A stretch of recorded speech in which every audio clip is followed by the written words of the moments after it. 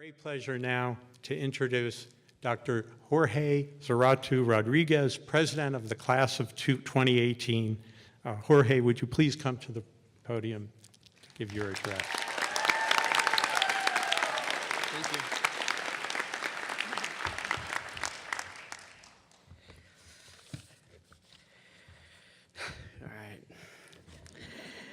All right. Dean Perlmutter, Chancellor Wrighton, Dr. Heather, esteemed faculty, family, friends.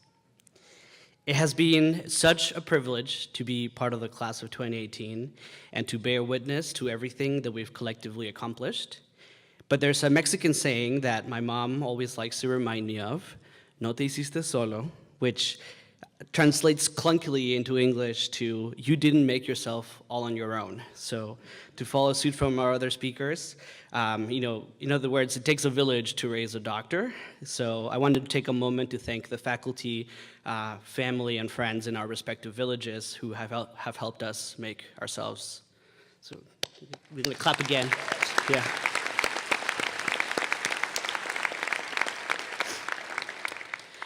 I feel honored to have the opportunity to address you one last time as your class president. I have been charged with the wonderful task of recounting what the last short 4 years have been like for us. This wild roller coaster started one very hot and humid August morning, but we didn't all start at the same place. Some of us came straight from undergrad, still very green. Some of us took a couple years off to do a little growing up. And some of us came already grown, with children, a law degree, and a spouse we had to talk into agreeing that 4 years of lost income wouldn't be that bad once we became dermatologists. We might have started at different places, but we were certainly all equally excited to put on those crisp white coats for the first time. First year was a blur of new friends to be made, nerves and arteries to dissect, and splotches of pink and purple we had to pretend we could identify as legitimate histological structures. It was also first year that we learned our med school classmates weren't only good at cramming Constanzo's physiology or throwing amazing shell parties. We also had amazing choreographers and dancers in our midst. Manoj Ara and Randy Chang led the Heartthrobs to victory and to eternal infamy as the hottest boy band to grace the stage at the Red Dress Affair. Amongst this lot, there's also actors, screenplay writers, directors, and producers. Like you've already heard, our music parody video, First Year Funk, directed by Travis Creefcore, went semi-viral and got featured in a late-night TV show that made fun of unnecessary parody videos on YouTube. But as they say, all publicity is good publicity. Johnny Labin and Ben Macerano took the class show and turned it into a really elaborate affair, setting a new standard for class show production value and redefining what an appropriate length for a school function should be. In a blink of an eye, our last summer ever came and went, and we found out that 10 weeks goes by a lot faster than you'd think. And so we started second year with confidence, but we were quickly brought to our senses when we had to learn all of pharmacology in just 2 weeks, which would truly set the tone for what would be one of the hardest years of our lives. We spent countless hours in the carrels and in the 4th floor of Becker, where there used to be tables, desperately trying to balance studying for STEP and studying for our courses, because back then, when the walk to school was uphill both ways, second-year courses were not pass-fail.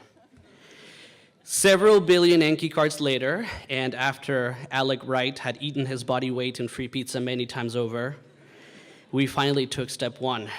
Like David against Goliath, we came out victorious on the other end, and we were finally ready to see patients. We put on our still white short coats and bravely crossed Euclid Avenue to enter the hospital with a reflex hammer on one hand and an ophthalmoscope on the other, neither of which would get much use, but we didn't know that then. We also didn't know that immediately post-step would be the smartest we would ever be, and that all the mucopolysaccharidoses and all the glomerulonephritides would fall right out of our brains overnight. At the beginning of third year, we had to say goodbye to the MSTPs who started with us, But we also got to meet a whole batch of new MSTP friends who are finishing with us today. Together, we somehow made it through the long hours of surgery, the patients with too many comorbidities of medicine, all of the fluids of OBGYN, and all of the smells of pediatrics, to finally reach the promised land, 4th year. We started the year working hard to impress our letter writers during our sub-internships and during our away rotations, and then we racked up thousands of miles on Southwest, scurrying up and down the country with smiles on our faces, even though we were so tired of having to come up with fake weaknesses for the 100th time. Once the interview season was over, we all deservedly switched to cruise mode. We seized the opportunity to travel to places like Guatemala and Nepal, and we also partook in some very creative special study blocks. Some of us got engaged, some of us got married, and finally, we all celebrated with each other as we took the stage one by one to open our envelopes on match day. A couple of months ago, Dr. Heather and I spoke on the phone. He wanted to get to know our class better, so he asked me about us, what we were like and what we had accomplished. He asked me if there were any anecdotes that I felt encapsulated the personality of our class. And I've been thinking about that ever since because it's difficult to sum up such a diverse group of individuals, but a particular moment does come to mind. As class president, I've had the opportunity to sit in on several curricular committees. And in one of them, we reviewed course report survey data. While looking at all that data beautifully displayed in one of those heat maps that Dr. Nunez loves so much, it struck me that across the board, for all 4 years that we were here, our class rated essentially every single course and clerkship more harshly than the classes before us or the classes after us. The committee had a good laugh about it and joked with me that maybe too much of my personality had rubbed off on the class. But in all seriousness, I actually think this exemplifies our class well. It's not that we like to complain or that we're trying to get back at our teachers, not all of them, at least. Rather, our class has an intrinsic, relentless desire to make things better. Our class has a hunger to push the envelope and to be agents of change.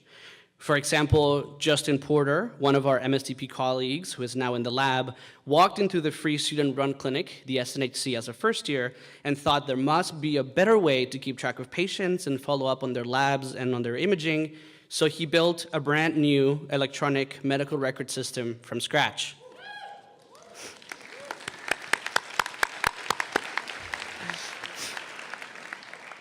We have worked hard to try to improve St. Louis by demonstrating on and off campus against racist and sexist systems of oppression that affect us and our patients, from addressing gun violence as a public health issue to championing for women's safe access to reproductive health. Let us remember when Caroline Wentworth, Manuela Mejia, and Emily Ryan went on television to talk about the importance of sex education. We have also worked hard to improve the experience of the medical students to come after us and have made our mark at the institution, albeit sometimes a little too late for us to benefit from those changes.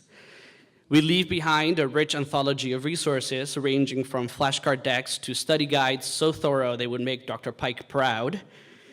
But we have also lobbied for large-scale changes to increase inclusion and diversity, as well as med student wellness. Our class has such an honest commitment to addressing the failings of our healthcare system by serving the underserved that the class of 2018 is graduating the highest number of family medicine physicians that Washington University School of Medicine has seen in over a decade.